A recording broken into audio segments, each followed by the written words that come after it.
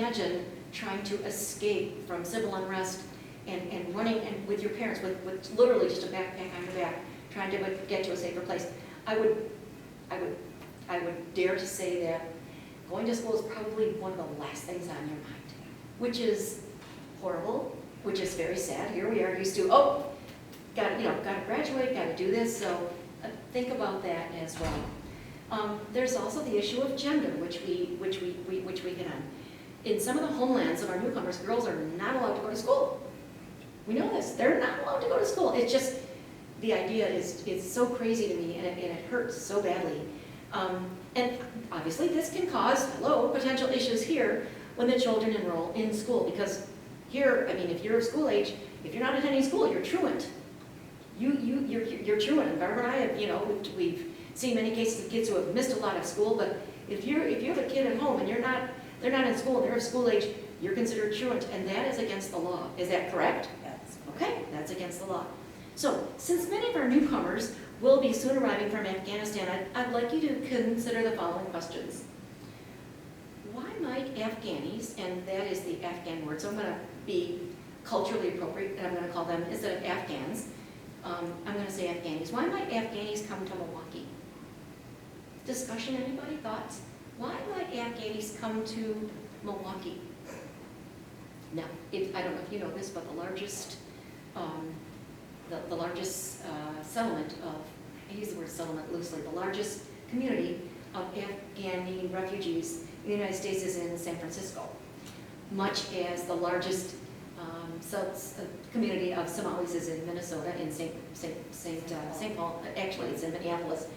A lot of Hmong in St. Paul, huge Hmong population.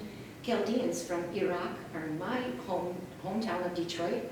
It's the largest Chaldean population outside of Iraq. They have 3 or 4 huge churches. One is right here where my mom lives, and on Sundays during services, the roads are blocked. The traffic is incredible. So I pose the question to you again, friends. Why do you think Afghanis might come to Milwaukee? What might be some reasons? I'm not putting anybody in the spot. I'm just trying to engage and provoke discussion. I would think the first thing would be jobs. Okay, all right, jobs, job opportunities, certainly. Okay. Thoughts? Okay. Again, I'm not putting anybody in the spot. I'm engaging. So don't take this as you need to respond right now. This is just getting our thoughts going. The simple answer is that bigger cities have the infrastructure to help our newcomer children make the transition both socially and educationally.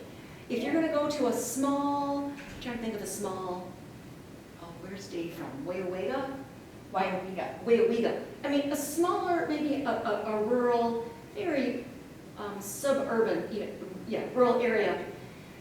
You're not going to have the infrastructure. You're not going to have the underlying safety nets that can help our newcomers with services, whatever they might be. Think about that. So that's one of the reasons. Our schools have gone through this process so many times, and Barbara will agree to this.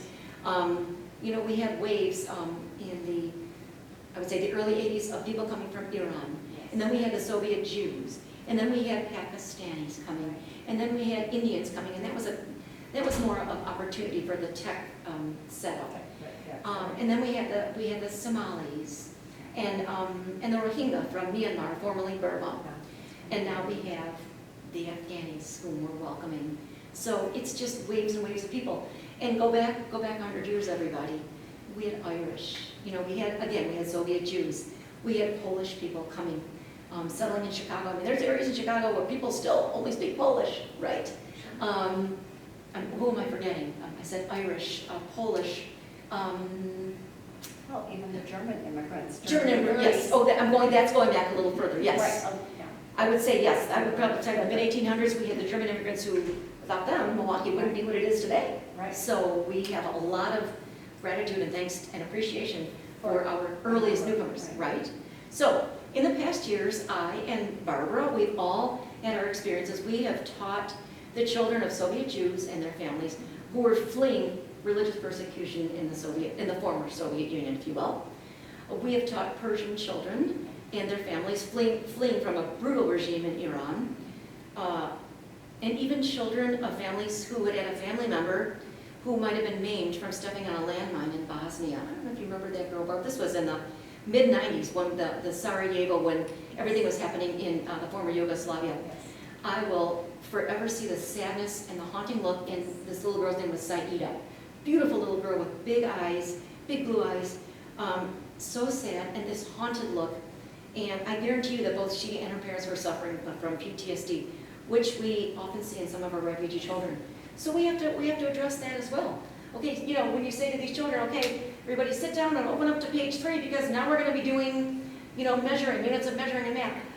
And you have this child who has, you know, flashbacks to whatever, that really profoundly affects their learning. We have to be aware of that, and we have to honor what they're going through and think about it and know that. Another reason that our Afghani newcomers may settle in Milwaukee is that refugees have a tendency to cluster. Think about, like you say, German immigrants. I mean, everybody wanted to come to Milwaukee because that's where German immigrants came. Polish immigrants went to Chicago, especially when they're from countries where tribal identity and or family identity is important. So we think of our, as I said, our Hmong communities, we think of our Somali communities, we think of our Armenian communities and talk about persecution. I mean, there's another, you know, ethnic group who was horribly persecuted. We think of our Hispanic communities as well. As you drive on I-94 from Milwaukee to Minnesota or back, you're going to find Hmong neighborhoods in every larger community along the way.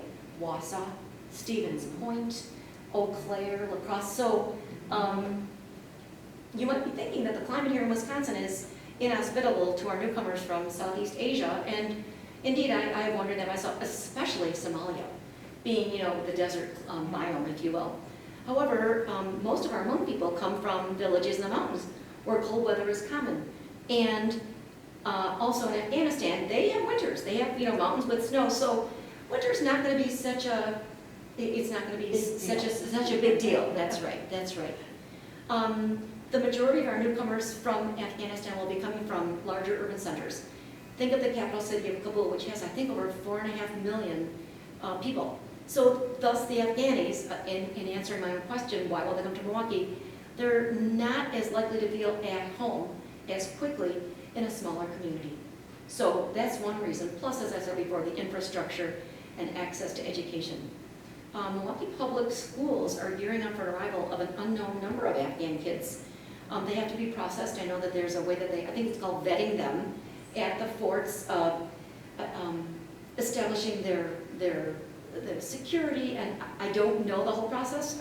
I'm sorry, I wish I did. I should learn more about it. But according to the statistics or the predictions, it could be anywhere from 50 to 500 children. 500 children is a complete school, or two. So these are things to think about. What are some of the challenges that our newcomers will face? Let's engage everybody. What are you thinking? What might be, can you think of 1 or 2 or 3, aside from the language, obviously, which is going to be the top one. What else are they going to face? Well, just being strangers. Okay, strangers. So people who don't look like you, and you don't know, and Don't people dress like you. don't dress Yeah, like you. The dress code, I think, That's is right. going to be very different for them. Right. Sandy, you know Sandy, our curriculum instruction Yes. director, has a 4-year-old. She's in Shorewood. This is a true story, and I'm sure Sandy would not mind me saying this. She was walking down the street with her daughter a couple weeks ago. I saw her, and we were talking about just what we're discussing today. And Sandy said, you know, that's interesting. She said, my daughter, we saw I believe it was, it must have been a Muslim woman who was walking down the street, and this little girl said to her mom, and the little girl's very bright, she said, Mommy, why is that lady wearing a dress on her head? Out of the mouths of babes. Out of the mouths of babes. And, you know, I'm sure, knowing Sandy, that she said, you know, that's called a hijab. And it's something that people of a certain religion wear. It's a sign of respect. And I'm sure that my friend Sandy gave all the appropriate and culturally correct explanations. But what about other parents who can't explain because they don't know, and who might not be as accepting, as you said, of people who dress. True. And it's tolerance. It's Yes. all about tolerance. So, anybody else Any other ideas? Even food. Oh, yes. Food Oh, is going yes. to be, granted, I'm sure they'll be able to find stores, obviously, stores for shopping, but their culture with the types of foods that they eat are different than some of the things that we normally would have, like, you're not gonna have hamburgers, I don't think. I don't think they can eat hamburgers, I'm not sure. Well, that's a good question. And again, I'm not sure of what their dietary needs are, or as far as, what are their dietary limitations. Muslims are not allowed to eat pork. Yeah, that I did know. Right. So they could have beef, they could have a beef hamburger, Oh, they can have beef. but Okay. the meat that they do eat has to be prepared in a certain way. It's called halal, which is very akin to kosher meat. Okay. It's prepared almost the same way, Okay. which always amazes me. It's like, here are two cultures that are so similar, so why are they fighting each other? But I digress, I apologize. So, I mean, a person of, a Muslim could buy kosher meat and know that it would be prepared with the same, it's called a certain supervision when the animal is killed. It has to be very humane, the blood has to be let out in a certain way, and that's what you eat, but absolutely no pork products. So you can't give these Muslim, you can't give them bacon and eggs. Can't do that. And in, according to religious prescription, they have to eat this a certain meat prepared a certain way. That's their beliefs. So food is going to be a biggie. Yeah. Food is going to be a biggie. The challenges of language. A lot of our newcomer students and their parents will not speak much, if any, English when they arrive. So finding translators is going to be a problem. Okay? So if you are coming from a Spanish-speaking country, there are, I think, enough people around who speak Spanish. And Barbara, if I may speak about David, and David, if you're watching this, I'm mentioning you, senor. And David was in a job that required him to interact with people who sometimes didn't speak English. And so he learned Spanish, so he was able to better interact with the people with whom he worked, with whom he encountered. And Spanish it's one of the easiest languages to learn. So finding a translator for our newcomers from our Spanish-speaking countries is not going to be a problem, but how many people do you know who speak, a Somali language? Anybody? How many people do you know who speak Mon, M-O-N? Mon is the language spoken by the Rohingya in Myanmar, formerly Burma. I don't speak any, I mean, you guys do. Their Pashto is one of the languages spoken in Afghanistan. There's 3 major languages. Dari, which is 78% of the people in Afghanistan speak it, and they also speak Uzbek, which is more of like near on the side that's near Uzbekistan, which is more of a Slavic language. So Dari is the main language spoken in Afghanistan. It's very similar to Farsi, spoken in Iran. So hopefully our Malakians who speak Farsi, and there are people from Iran in our community, hopefully they'll be able to help translate. And we, as people who may know somebody from Iran, might say, I just heard that, I know you speak, Farsi, would you be willing to just, do this? So this is the network that we have to establish to welcome our newcomers. Keep in mind that some of the newcomers who are arriving from Afghanistan, who are arriving in the U.S., they did work as translators in Afghanistan. They worked for the U.S. military, they worked for government officials, so they may be fairly proficient in English, or certainly have enough that they can communicate and make their needs known, which is huge, as you know. We don't know whether any of these personnel pass along their English language skills to their family members and to their fellow Afghanis, but our hope is that this will happen as soon as possible. We can only hope. Knowing that they are in a safe place now, and that it's okay to share their knowledge. You may have read stories, accounts of people who didn't want to come out of their home because they were translators, and they were so afraid of being literally and figuratively targeted because they spoke English, because the Taliban knew that they had helped the U.S. Horrible, but truth. Most of the Rohingya, our friends, our newcomers from Myanmar, and Somali newcomers arrived in the United States not knowing anyone, literally not knowing anyone. However, some of our Afghani newcomers have connections with U.S. soldiers with whom they worked over the past 20, 25 years. When did we get there? When did Bush, was it the early 2000s, you guys? I want to say 2002. I know because they had said that they had a 20-year Right. period of calm. So I want to say, I'm going to just say about 20 years. So Right. excuse me if I'm not being exact, I'm saying about. Right. The U.S., these are U.S. soldiers with whom they fought next to, they worked next to them and they fought together with them on their side. The U.S. is also home to 10,000 Syrian refugees, many who arrived with literally just the clothes on their backs in 2016.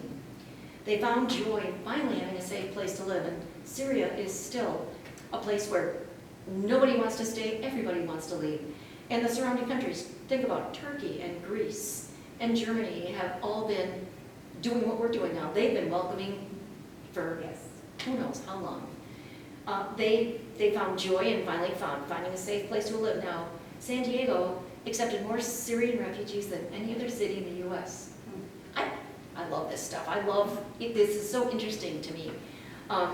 California and Michigan admitted the most Syrian refugees of all the other states. And I understand Michigan, again, we're in the suburbs of Detroit, where many of our Chaldean, our Iraqis settled. But they are Christian faith. The Chaldeans are Christian. But the Syrians, most of the time, are Muslims. Yet it was the influence of home, of culture, of food. So the Syrians are living right alongside the Iraqis, I think pretty peacefully, but there are still millions of people in the world who are struggling to find a safe place to live. We must be compassionate. Compassion is something that we have to be compassionate. We have to welcome our newcomers, many of who have recently escaped lands and lives filled with great risk, great danger, and an inordinate amount of persecution. It's 3 o'clock. I don't want to take away from anybody's time. I have much more to say, but I want to be mindful of the time limit. So, The only other thing I was thinking of, Karen, is culturally speaking too, regarding the various cultures coming here, is the way to interact with them. In other words, some cultures have this, where you can get close up and they want to have the hug, either side, give each other That's a right. kiss on the cheek. right. But others, it's, you stand away. Some cultures are close up. And that's the thing, how do we know how to approach them, so to speak? By being that's a great question, because so many cultures have so many different, like in certain cultures, it's not okay to shake with your left hand. Interaction, I Right. guess is what I'm thinking. It's not okay, if you're not supposed to slurp during a meal, or if you burp, that means something good or something bad, and I can't remember which one.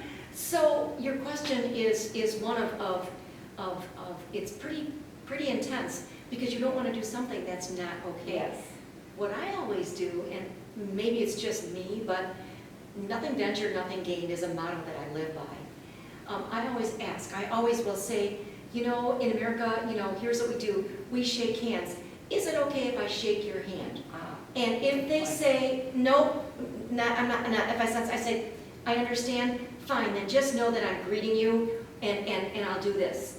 And then I might say, in school, the little, sometimes they need an extra hug. Is it okay if I hug your kid? Is that okay? And the parents usually will say, just so they know they're safe, or if they're crying. Because I figure you have to ask permission. I don't do anything and then ask forgiveness. I always ask permission. That's the way that I live. So I'm not afraid to say, educate me. Because you're my teacher. Tell me about your culture. Is it okay if I shake your hand? Or is it okay if I'm serving this as a snack. Is it okay for your kids to eat that? Okay. Oh, there was somebody in Jody's class, a Muslim kid, and you're not allowed to have, is it red dye number? There's something in red dye number 2, or marshmallows, that was, maybe made from lard, which is pigs, correct? Well, I don't even know. There was some kid, and this parent was like, my kid cannot have, what are those called, Rice Krispie treats, because they're made with marshmallows, and there's something in marshmallows that was taboo. No, okay. So I remember that, and so I said to Jody, we have to have some extra snacks. So maybe you have an extra snack bag of, a basket of things that are acceptable. But I always I said, teach me Teach me what to do. I need to do this right. Teach me how to say this. Teach me, is it okay if I hug your kid? If not, okay, is it okay if I shake your hand? Is it acceptable, if I stand, next to you and show you this in a book? Especially if it's a man. If you don't ask, you don't know. And by asking, that shows acceptance. That shows, I need to learn this, so can you help me? Because we're all students, right? Sure. Aren't we all students? Right. And so by putting them in the teaching position, that also gives them a certain authority, if you will. And I use that loosely, authority like, oh, I'm going to teach her something that she needs to know about me so that we can learn about each other. Okay. So how does that sound? Excellent. Yes. Okay, I always do that, and I strongly Never encourage you to do thought that. about it. Always, and is it okay if I, when I'm teaching the Somalis, even though I'm on the screen, I said to the principal, there are male teachers in the school. All the female teachers, all the females are wearing a head covering, and all the males are wearing a head covering. I forgot the name of it. It's a small circle that covers their head out of the side of respect to Allah, to their God. So I said, I'm going to be on the screen. Do you want me to wear a scarf? Because if it's inappropriate that I'm teaching and that I'm not a woman, a female with whom they, in their families. And she said, no, it's okay. And so I wanted to make sure. Right. And then, I don't want to take time, but you have to hear this story, which is really so telling. So, and I have a picture, actually. I have a picture of 3 of my students. This is from, the 90s. So this is Tamim and Abdurrahman from Saudi Arabia. This is Dina Bolshevsky, or I shouldn't say her last name. This is Dina, who's now probably in her late 20s. She's a physician. These guys went back to Saudi Arabia. He's a pilot for the Saudi Arabian Airlines, which is so interesting, like your brother-in-law. And Abdurrahman, Tamim, came back to the States. He wanted to come back and study here. They wouldn't let him in. It might have been a time of unrest. So he went to Canada and he got his degree in IT so he could go back and work in the Royal Library. And how do I know this? Because I keep in touch with these kids. And it's really important. Anyway, I digress. So Tamim and Abdurrahman, they came for 1 year so their dad could get his degree in library science from UWM. They lived in an apartment near school, right across from 31 Flavors. And they had 4 little boys. Now they have 8 children. I think they had 2 more boys and then a girl and then another little boy. But when they came here, they had the 4 boys. The mom was and it was during their holy month. So we're talking about challenges. How do you deal with a child who is observing the laws of Ramadan, which is a month of fasting? What do I do? So I said to the parents, I called them and I said, so I know your sons are fasting because they told me they were going to do that. Would it be okay if they came into my office during lunch so they didn't have to be around food? They could bring their prayer mats. I don't have to be in there. I'll turn off the lights if they need the lights off. I know that there's a certain, you have to wash before you pray. I said, there's, a water available. And she said, oh, that would be lovely. Thank you so much. It wasn't a big deal. Right. I had work to do anyway. I said to the kids, would you like me to leave the room? They're like, no, you can stay. And these kids were 12 and 10 years old, so devout and determined. And again, it was something that I could do to help them.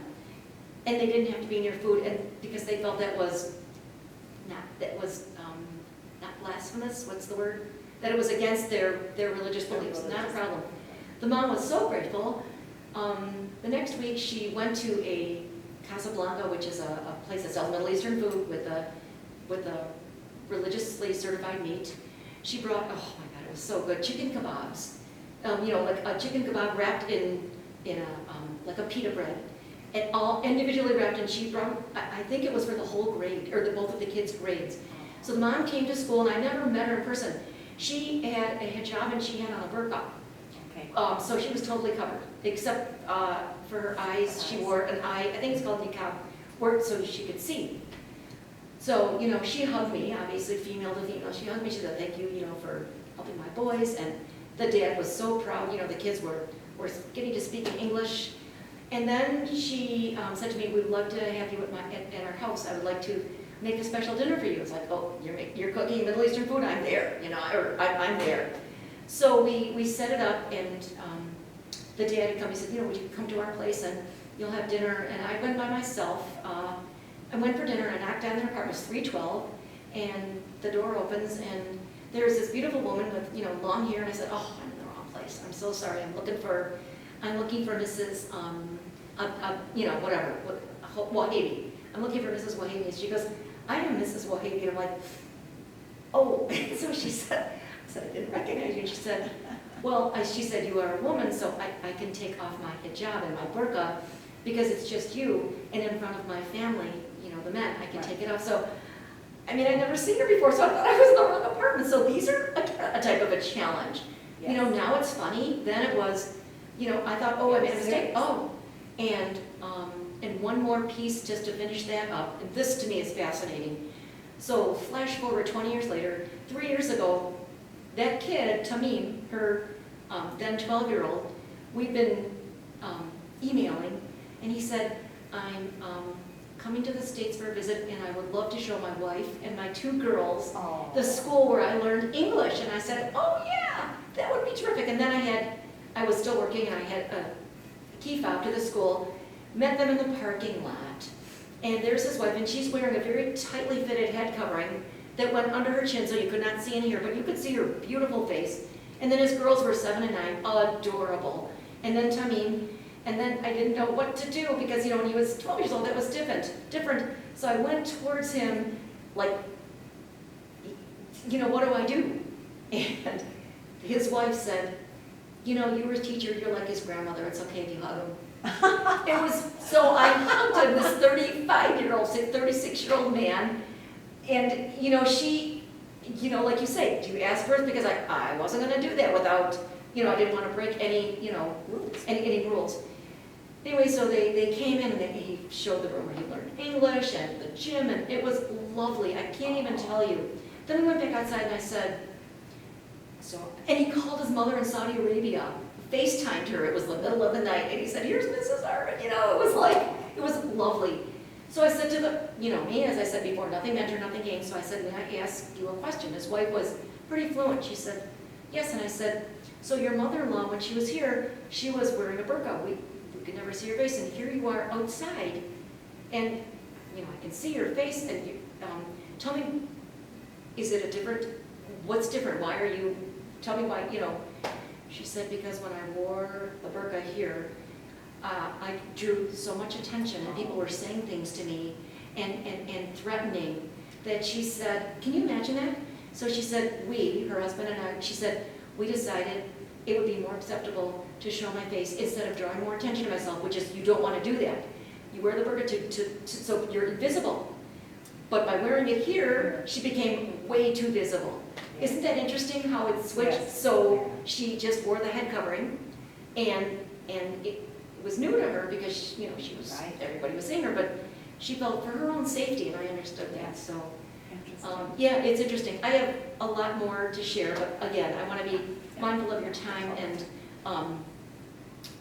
any discussions, comments, or reactions? Very interesting and enlightening, though. Yes. Good. It is. Good, I'm so glad. If you learn one thing, if you have I call it a takeaway. If you have one takeaway from today, it's Yes. put yourself in somebody else's shoes.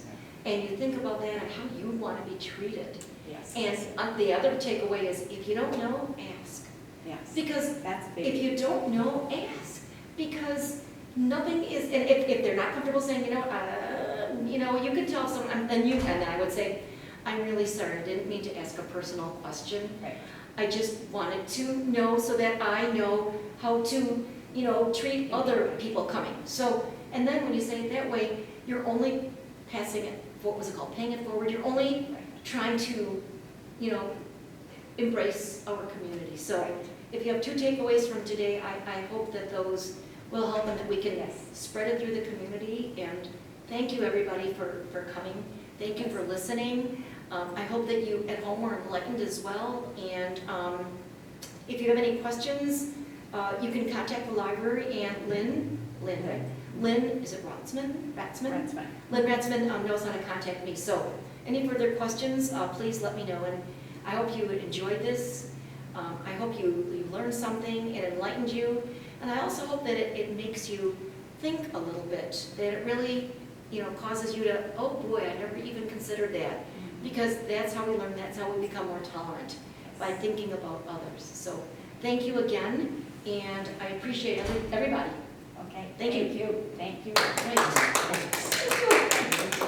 All right. I'm not sure how to stop the video. William, I guess. It's just like me to overdo it. I always write too much, but, No, but, You know. you know what, I'll just ask him. okay. I'm not, There I you don't go. want to touch it. There you go. I wouldn't either. Not me. I take a video of my granddaughter, What's that? It's enough for me to just take a video of my granddaughter on the phone, so. Are you from Germantown, or? Yes. Okay. Born and raised, as they say? In this area. Okay. Yeah. Nice. So it's an amazing community. I mean, Barb and I have been friends since 1979, and we started working together. I had taught high school and college, and had a provisional license to teach, started with Spanish in the school where we taught together, but the rule was in order for me to teach, there had to be a certified teacher in the room. So Barb and I we hit it off. We have lots of funny stories. She's just been a mentor and a dear friend, and just telling you about the history of Germantown and the way that it's literally expanding and exploding. Thank you, William. You're welcome. And Germantown is really a very interesting place. So.